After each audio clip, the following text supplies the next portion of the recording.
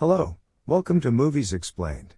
Today we are going to take a look at a romantic fantasy movie titled, The Shape of Water. If you haven't watched this movie yet, watch this video at your own discretion. Spoilers ahead. Elisa is a mute woman living an ordinary and monotonous life during the Cold War in 1962. She wakes up, cooks some eggs and masturbates in her bathtub. Her neighbor and close friend is a kind man known as Giles. Elisa works the night shift as a cleaner at a secret government laboratory in Maryland. Her coworker, Zelda, is her best friend. The two ladies go on with their cleaning duties until they reach a special lab with a pool at the facility. They learn that a new asset is to be brought into the lab, and Dr. Robert Hofstadler will be the supervisor. The asset arrives in a cylindrical tank, accompanied by Colonel Richard Strickland, the man who captured the creature.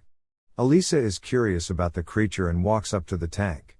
She discovers that it is a humanoid amphibian. As the creature reacts to her touch on the tank, Hofstadler asks the two women to leave. Later, while working along the hallway, they hear a loud noise and see Strickland walking out with bleeding hands, and his fingers bitten off. The ladies are called into the lab to clean it. When they enter the lab, the floor is covered in blood. As they continue to clean the space, Elisa finds Strickland's fingers and puts them in a bag. She finally gets the chance to see the creature properly, kept inside an upright water tank. She is clearly mesmerized by it. The next day at work, Elisa goes into the lab to see the creature again. She brings some boiled eggs in a paper bag and cracks one open, to try and lure the creature out of the water. The creature slowly appears and walks up to Elisa to take the egg. When she tries to give the egg, the creature gets alarmed. Then Elisa leaves the egg at the edge of the pool, and creature grabs it and disappears into the water. Zelda and Elisa are called in for a meeting with Strickland. After thanking Elisa for finding his fingers, he shows them his stitched up hand. When he is curious to know more about Elisa, it is revealed that she was found abandoned as an infant with wounds on her neck by the side of a river. Before they leave, Strickland warns them to keep away from the creature as it is a monster, even though it is human-like. But Elisa waits for the scientists to exit the lab and plays music from a record player, trying to lure the amphibian man to her with an egg. The creature pokes his head out, and this time it doesn't seem to be too afraid. Elisa teaches him the sign language for music and he learns it fast. Then the two of them eat while listening to music. Elisa continues to visit him every night from here on, and the two start to form a close bond. She plays music to amuse the creature and she even dances to entertain him.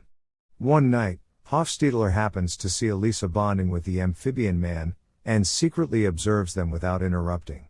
He realizes that the creature is far more significant than previously thought. Later, we learn that he is a secret Russian spy when he meets with a Soviet agent to share information about the creature. Hofstadler urges the agent to hasten the extraction of the creature since he now knows it is an intelligent being that can communicate with humans. The next day, Elisa finds the creature chained up and badly wounded. As she tries to help him, she hears Strickland coming into the lab and quickly hides. Strickland tortures the amphibian man with a cattle prod cold-heartedly, and Elisa is devastated.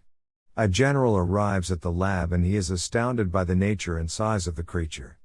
Strickland explains that the native people of Amazon in South America, where he found the creature, worships it like a god. Strickland and the general mock the creature, saying that it does not look like a god. Hofstadler notices the creature bleeding and knows that he was being tortured. He explains that the creature is a special living being that is important to future scientific progress. He sees that the creature is having difficulty breathing as he was kept out of the water for too long.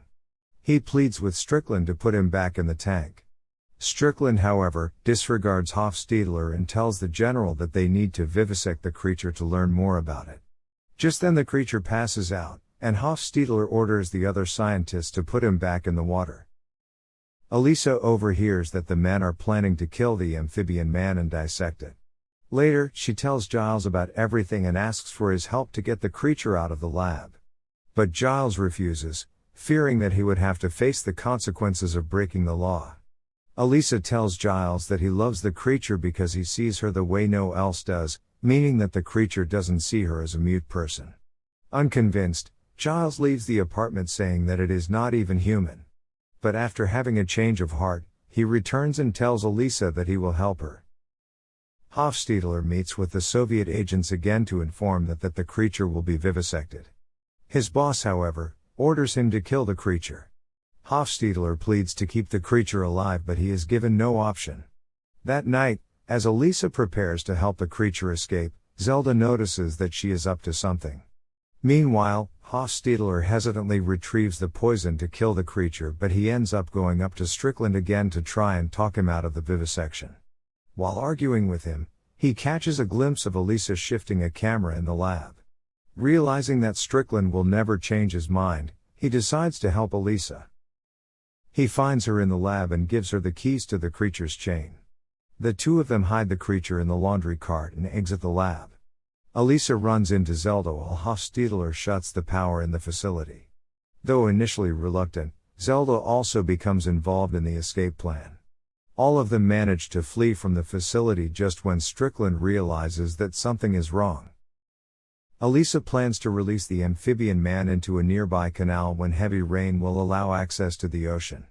In the meantime, she keeps him in her bathtub. The next day, Strickland interrogates Elisa and Zelda, among others, but he learns nothing.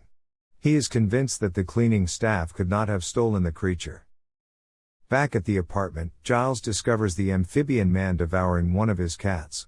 He yells at him to stop, but the amphibian man gets startled and slashes Giles's arm, rushing out of the apartment. Elisa finds him watching a movie in fascination at the cinema downstairs, and returns him to her apartment. The creature learns that cats are off the menu and he tries to apologize. He touches Giles on his balding head and wounded arm, while glowing magically. The next morning, Giles discovers his hair has begun growing back, and the wounds on his arm have healed. Elisa continues to develop a romantic relationship with the amphibian man. They fall in love and end up having sex in Elisa's bathroom. The next day at work, Zelda learns that Elisa had sex with the amphibian man as she is beaming. So Elisa explains how they had sex because Zelda is confused where the creature's penis is. Elisa continues to explore her desires with the amphibian man and fills up her bathroom with water to create their own aquarium.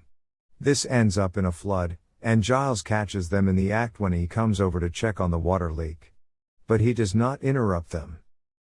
The general arrives and tells Strickland that he has 36 hours to recover the amphibian man, or his career and life will be over. Out of suspicion, Strickland follows Hofstadler when he goes to meet the Soviet agents. Having realized that he is a spy, Strickland shoots him. He tortures the dying Hofstadler into revealing specifics on who broke out the amphibian man from the lab, and Strickland is surprised to learn that it was Elisa. Elisa and Giles make it to the canal to release the creature before Strickland gets to them. As they are bidding farewell to the creature, Strickland arrives knocking Giles down, and shoots both the amphibian man and Elisa. The amphibian man quickly heals himself and slashes Strickland's throat, killing him. As the police arrive on the scene with Zelda, the amphibian man takes Elisa and jumps into the canal, while Zelda and Giles silently bid goodbye to them.